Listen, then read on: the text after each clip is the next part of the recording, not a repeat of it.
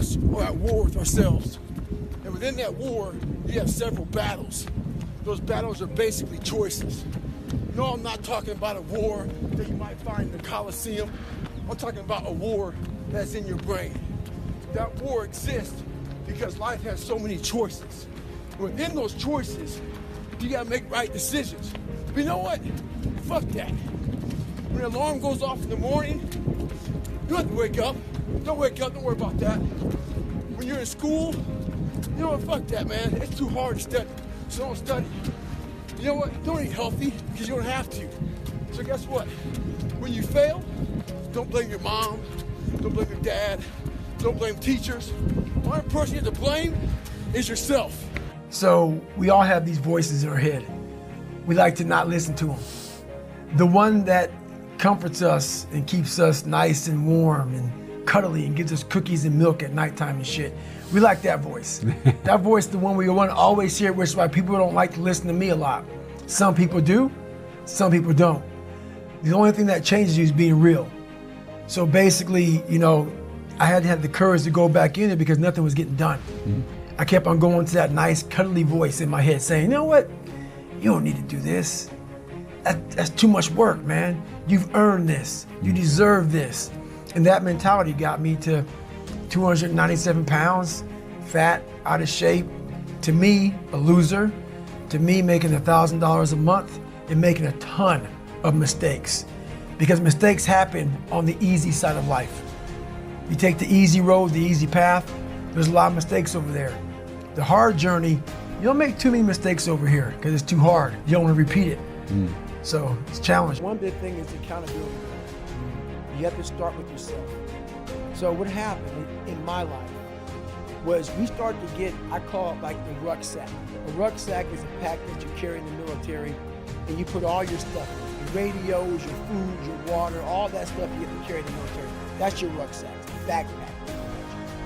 As you're growing up, we all have a backpack. Most of ours, hopefully, is empty, you know, and what we put in it is all the crap we go through in life. That's what is in the backpack for the civilians, and we carry it around with us. So what you have to start doing is realizing that no matter where you're at in life, I got called nigger a lot, my dad abused me, you know, learning disabilities, stutters, immaturity, insecurities, self-doubt, so much crap on top of me. So much stuff. I lied a lot to create friends. So much stuff was in my backpack. No one's coming back to help me. So it starts with that person in that mirror. You have to realize you are on your own now. And whatever else you believe in, I don't care what you believe in, but on earth, it's a very lonely journey. And it starts with the accountability mirror, looking at saying, hey, my dad who beat the hell out of me is not coming back. All these things are coming back. I have to face myself. And you have to own all those things that people may have done to you. Now it's yours. You got to own it. It's yours now to fix the problems that people did to you. It makes no sense. It's not fair. I get it. But if you live in that woe is me mentality of guess what? My dad did this to me. My mom did this to me. People who bullied did this to me. You're going to always live right there. You have to figure out ways to move forward because you're not coming back. And it starts with the mirror. I call it the accountability mirror in the book. Yeah, no, I love that. I love that. I'm glad you brought it up. Anyone who's watching, listening to this right now, I really want you to take this seriously because this is like, what you're talking about, what David's talking about here is exactly why all of our suffering and pain that we're currently experiencing feels so tough and hard because unknowingly or knowingly, we are choosing to be stuck. Right? Exactly. Unknowingly or knowingly, whatever situation you're in, you're choosing to stay stuck because we don't want to go and unpeel it. That's right. After a while, I lived a life so disciplined that everybody that I once looked to, these fake characters, I built that as a man. And when I was younger, I had this image in my mind of what does a man look like to me? And I got all these people who were badasses, characters. And in my mind, I became that. And that's what kept me going a lot, was I had this pipe dream of becoming a little bit of this, a little bit of that. Because when you have no parents raising you and You have no role models growing up. It's not daydreaming. You start to create a reality that, maybe I can be that. And after becoming this guy, that is the biggest thing I can ever do in my life, is I became that guy. That I once looked at all these guys, now I look at myself like, God, who the fuck can do that? I can. But what it takes is a discipline that no one can ever even, they don't understand it. They don't understand, but everybody has the ability to do it, but they just don't want to. They want to keep asking questions and keep going to seminars.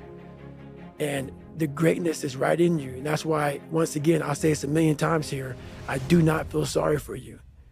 I will not sugarcoat what I'm going to say to you, because all of you know what I'm saying is the truth. Everybody knows it's the truth. This is what it looks like, and you know it too. You know it too. This is what, if you ain't got nothing, I hate to tell you, what it looks like is ugly. It's not a documentary. It's not an HBO special. You ain't gonna watch it, but hey man, you guys gotta watch this. No, it's like, oh God, this looks like a train wreck. It's like a nightmare. This looks like this guy got, no. That's what it looks like. Hard work looks horrible. It's not motivating. It's not motivating at all. It ain't like Rocky round 14, he gets knocked down and goes like this to Apollo Creed. It looks like a man being stuck in a fucking dungeon and there's no fucking way out. But you have the fucking key. I'd rather you hate me and get better than like me and stay the same. A lot of us are full of shit. I was one of those people back in the fucking day. And sometimes I'm still full of shit. We think that we're working our ass off, working hard. You know, we've been working out hard in the gym for a month, but we haven't seen any results. So we get all fucking down in poopy pants and shit. You study for 30 minutes for a fucking test, and you didn't do as well as you thought. What the fuck did you expect? You're not putting in the work. You have to do more. You gotta stop telling yourself that you're doing enough. In life, it's never enough until you feel this overwhelming feeling of shit, man. I'm outworking the crowd. I'm outworking everybody. I'm doing more. It's not until then, once you get there, that's when you fucking know you've done enough. Stay hard. I'm not saying it from, I was 175 pounds my whole life. I don't say much to those people. Maybe you're a piece of shit. Maybe you want to be nobody. Maybe you're happy exactly where you are in life, because obviously you are. Maybe you don't have the determination to be somebody better than who you are.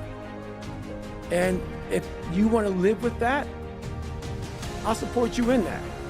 If you're good with being who you are, and every day you wake up, and every day you smell like shit because you can't wash your body well, and your skin's messed up because your health's so bad, and you can't put your clothes on right, you need help with that. You need help, like when I was training, I need help wiping my ass.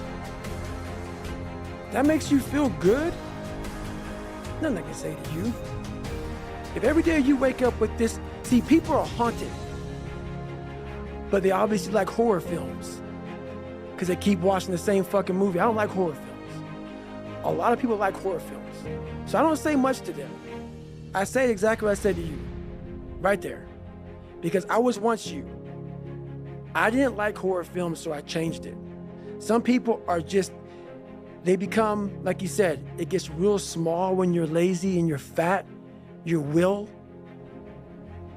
is so small that they don't have any, and you can't give it to them. There has to be something. This is what I'm talking about now, because this isn't a hack. This has to be in you.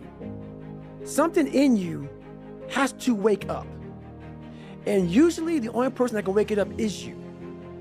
Sometimes you can read a David Goggins book, because I was all this shit and then a lot more of fucked up. But if you don't have a little flame, you know, just barely, you're done. I can't light it for you. And that's the harsh reality of this life that I want to get across so fucking bad. You can watch me, you can watch you, you can watch fucking Rogan and Cameron Haynes, all these motherfuckers. You can go to Tony Robbins's fucking bullshit, all this shit. You can do all this shit.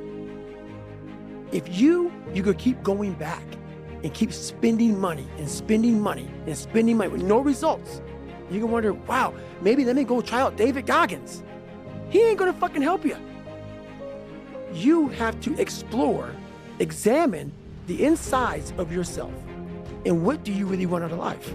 Your friend, and a lot of people out here just don't fucking want it. So guess what? Have fun with your life. Go from 3 to 350 to 400 to 450 to 500 because you don't want it. And that's the harsh reality. I can't give you shit. You can't give me shit. I can give you ideas. At the end of the day, when I was losing the weight, I had to miserably wake up every morning in the cold because it was Indiana, November when it started. I was miserable. This is your new life. Take it or leave it. There's no happiness about it. There's no peace behind it. It sucks. It just fucking sucks. And that's the one thing, if I could teach anybody anything, it just fucking sucks. And it's gonna continue to suck. And then one day you'll get to a special part in your life that it might get a little bit better. But to lose the weight you have to lose, my friend, sorry, it's gonna suck every fucking day. Because then when you're 300 pounds, you're gonna go out to lose weight, you'll probably get injured. So then you gotta work on the injury, and then you get even more depressed. This is what I went through. And then you're hungry because now you're depressed. It's just a vicious cycle. And if you're not strong mentally and you have no willpower, you're gonna continue falling back in this hole versus the man that sits back and goes, all right, motherfucker. This is why I cuss, because this is what is in me. This is what it took for me to be me.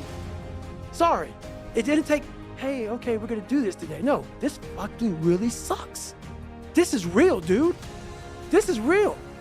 And every day, I'm set back, I'm set back, I'm set back, I'm set back. So this is what I would tell your boy.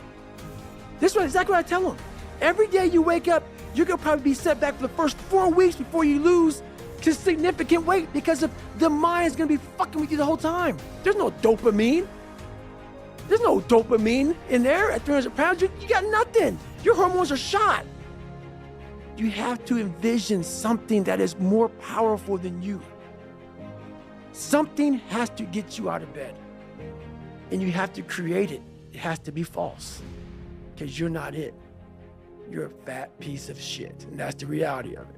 So you have to create a false reality to live in that just to get to work on yourself. That's the reality.